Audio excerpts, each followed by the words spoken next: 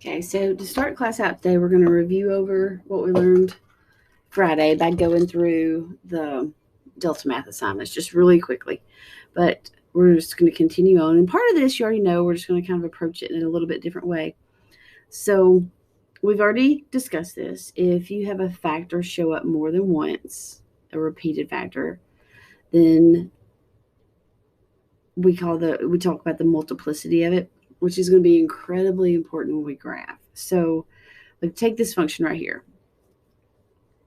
If I were to list out the zeros, I never know how to spell zeros. I don't know if it has an E in it or not. But the zeros, what makes this zero? This function equals 0, an x value of 0, an x value of -2, and an x value of +1/2. The -2 only shows up the one time, but 0 shows up twice. So it has a multiplicity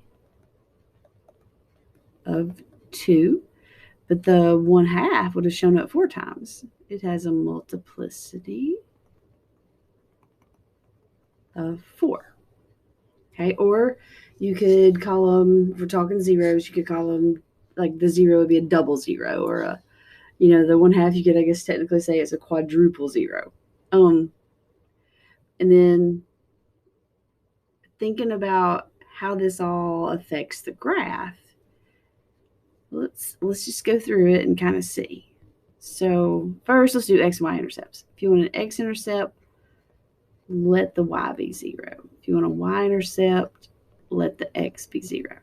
Okay, so if I want the x-intercepts, I'm just thinking through what makes this function equal 0. -1 and +2, 2. Okay, so x-intercepts are at -1, 0 and 2, 0. Okay, so I got that part. If I want the y-intercepts, I'm going to let x be 0. So I'm going to plug a 0 in.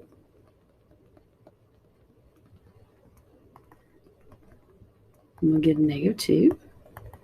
So I'll have a y-intercept on the graph at the point 0, -2. Okay.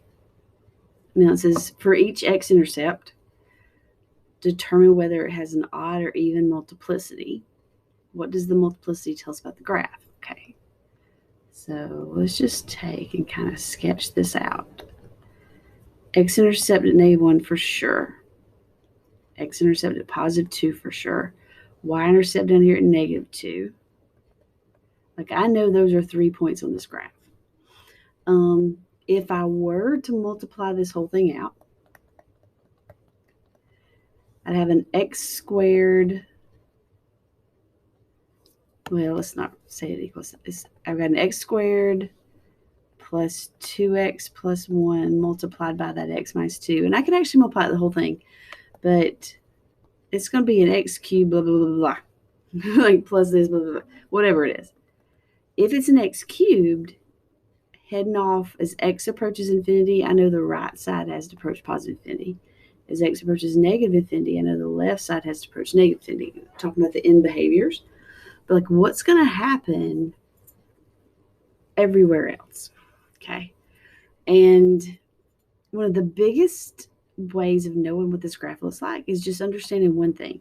Like we said that every single polynomial graph is smooth and continuous. Okay, so which means I've got to be able to take and just draw this graph, never pick my pencil up, never come to any corners or sharp points or anything like that. It's just a nice, smooth graph. Okay, if that's the case, then if I'm going to either touch or cross the x-axis at -1 and 2, then that's what I've got to do. I've either got to touch it or cross it. So it's like at 2, if I just touched right there, then if I were to plug in 2.1, I'm getting a positive answer. If I were to plug in 1.9, I'm getting a positive answer. If I cross the x-axis, this side will give me positive answers and this side will give me negative answers. And the way you tell is based on the multiplicity. And a lot of times people will do things called a sign chart to figure out what's going on. So they'll take and just draw an x-axis. Well, they don't even put arrows on it. They'll say, okay, at -1 and 2, that's when I get a value of 0. And they'll divvy the graph up, because there's no way of getting from a positive number to a negative number as far as your y's are concerned without going through 0, as long as you have a continuous function. So obviously over here to the right of 2, I'm getting positive values out, because I know about the end behavior, and there's no x-intercept to the right of 2. So there's no way I can dip down and become negative, because I never go through 0. So what I got to figure out is, when I'm between -1 and 2, will I have a positive or a negative answer? Okay, so if you go back to the function itself, okay, it was, where is it? X plus 1 all squared times that quantity x minus 2. So if I just pick a number in between -1 and 2, like 0, which I already did, I got a negative answer out. So if I know between those two x-intercepts I become negative at some point in time, then this graph has to dip below the x-axis. Now, here's my problem. I don't know exactly where it turns around and comes back up. Like, I have no clue. And you don't really have any way of knowing that until you get to calculus. Like, we'll teach you a way to figure out where it bottoms out. Like right now, it would just be a guess. But it's got to come back up and touch here. But see, we know based on the end behavior that going off to the left, we get negative values. Because if you cube, remember, it's that dominant term business. If the bigger x gets absolute value-wise, the more that x cubed takes over. And if you cube negative numbers, you get negative numbers.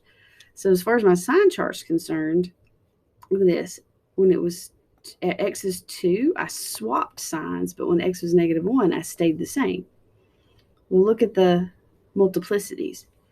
When x was -1, I had an even multiplicity. When x was 2, I had an odd multiplicity. Okay, so when you have an even multiplicity, you just touch the axis and come back the other way. When you have an odd multiplicity, you cross it.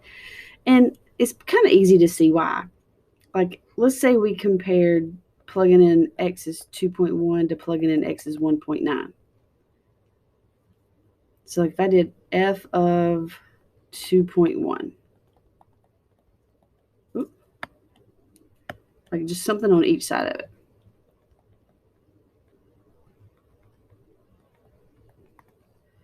F of 1.9.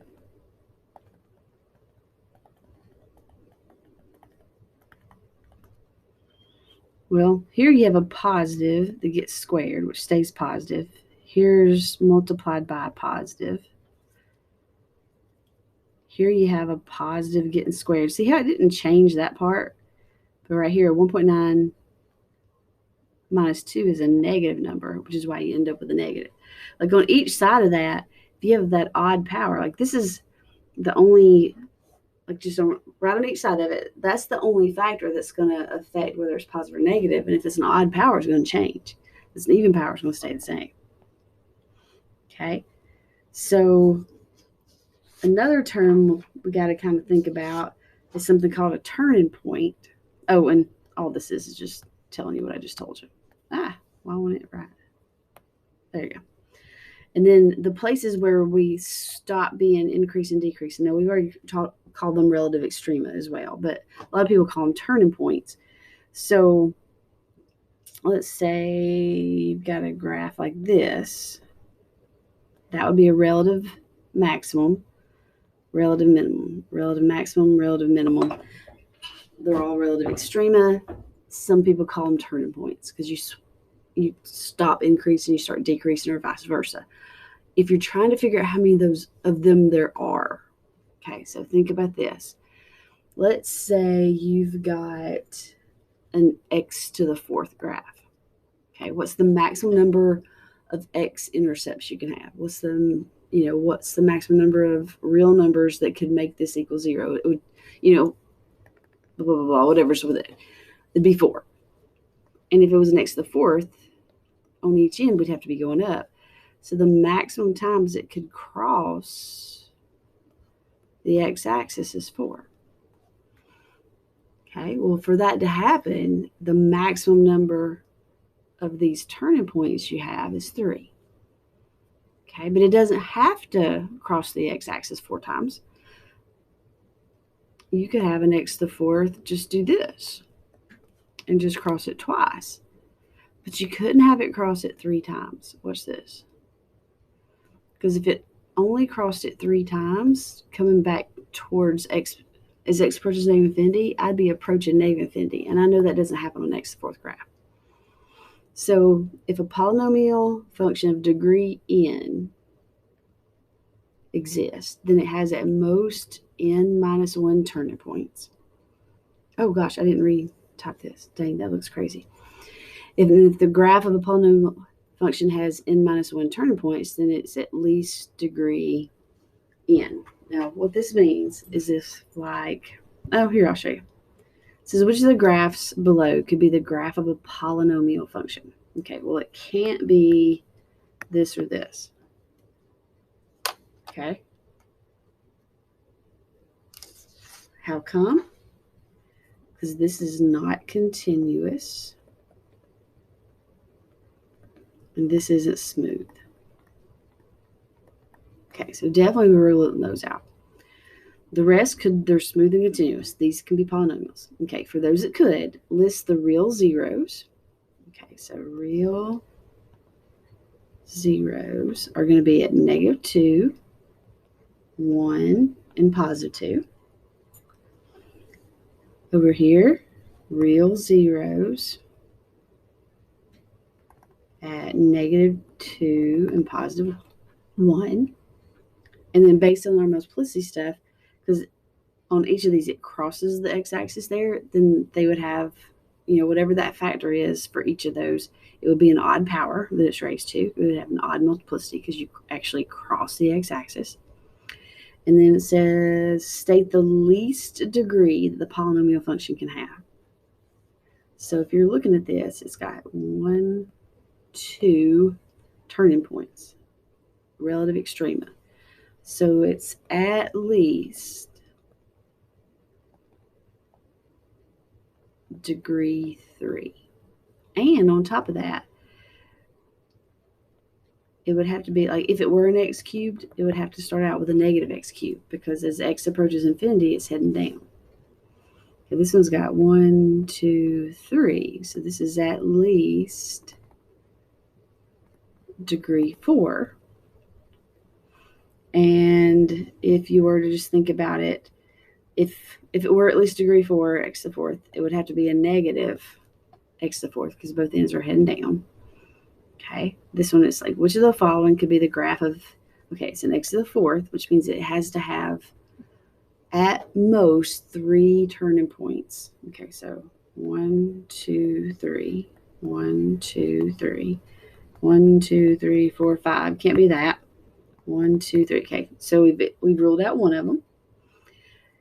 If A and B are both positive, okay, which really doesn't make a whole lot of difference at first. But if it's an x to the 4th graph, that rules out this one because going off towards infinity, it's heading down. Okay. If I were to plug an x, b, and 0 in, I'd have a -6 left. So that y-intercept's down here at -6, not up here at this positive number. So really, this didn't really come into play for us to make our decision, but okay. Here's one. Write a polynomial function whose graph is shown. Use the smallest degree possible. Okay, so we've got zeros at where? 3, 0, and -2. Okay, so our function, for sure, has to have just an x.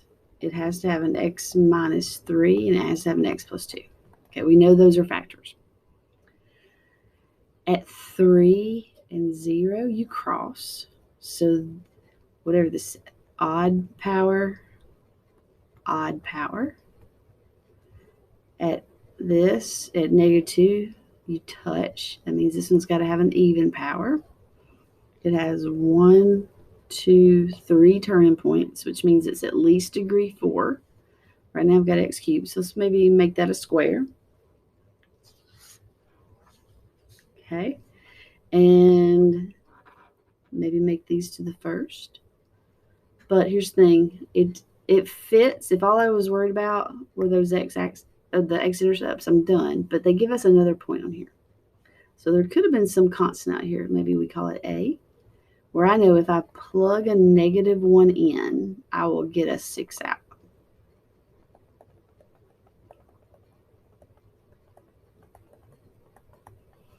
So the opposite of a, here's a -4, here's a 1 squared.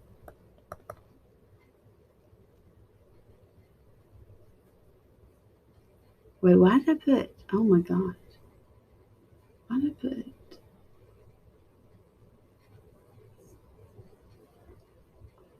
no, I'm okay.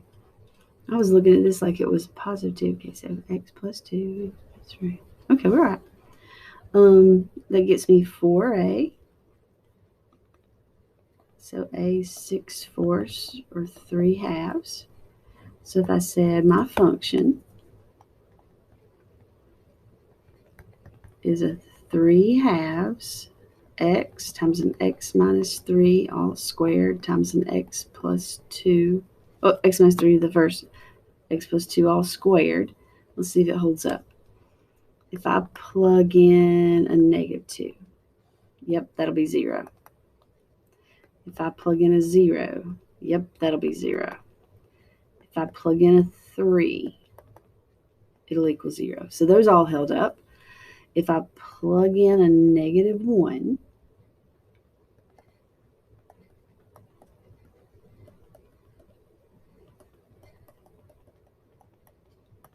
so there's a -3/2, here's a -4, -1 plus 2 is 1. That's squared, that's 1. Goes twice. I do get a 6. So that could be the function. And then this is just kind of summing things up. But next is analyze the graph of a polynomial function. Use a sign chart and a graph. Okay, so let's do the sign chart first. Like, where do these equal 0? 3 and -1/2 for sure. Okay, so that's where you're 0. If you're not 0, you're either positive or negative. If I were to multiply this out, I have a 2x is the dominant term in the first factor, and x squared is the dominant term in the second factor. So it's basically a 2x cubed plus blah, blah, blah. So my end behavior definitely has to be, like if I'm thinking about just the graph of it, here's the 3, here's the -1/2. Let's say here sits the y-axis. Heading off this way, I know it's positive. An x cubed, heading as x approaches -infinity, if I cube it and make it negative, times by 2 is still negative. I know heading this way is negative. Okay? And then when x was 3, even multiplicity, that means on either side of it, I get a positive answer. So I'm just touching and then coming back down. And then if I wanted to know that y-intercept, I'd plug in a 0 for x. And I'd get a 9 out, which I'm definitely not to scale, but it just gives me a shape to look at.